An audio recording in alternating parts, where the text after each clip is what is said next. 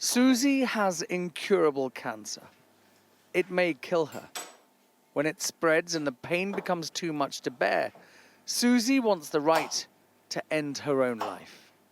I've had control over my life, and I want to have control over my death so that I'm not writhing in agony and that I can say goodbye to my loved ones. Susie's father, George, had terminal cancer. The agonizing pain became so bad, he took himself off to die alone. Your father's death has obviously shaped your own views on dying. Yes. He said, I will take my own life. And he just went off one day in his car and didn't come back.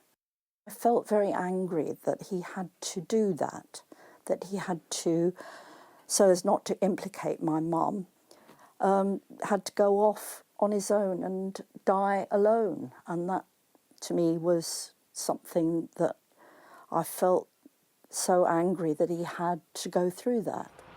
The last assisted dying vote was held in 2015, when it was easily defeated.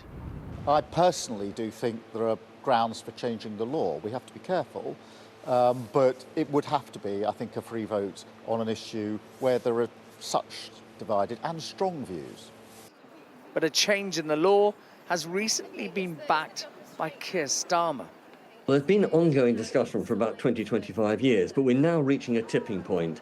MPs are changing their minds, and in fact, Keir Starmer has now promised that he will allow parliamentary time for it in the next parliament. There's an enormous momentum, and not just from within the country, but from the rest of the world. But campaigners against any change in the law are worried about the safeguards that will be in place to protect vulnerable people. Where there's a will, there's a relative. And we have to make sure that people are protected. So, you know, personally, I think the law is fine where it is. We should debate it. We should keep debating it. But people also really need to understand the consequences of a law change. Susie's cancer is not terminal yet. But if that day comes, she wants the choice to live or die on her own terms. Ashish Joshi, Sky News in Kent.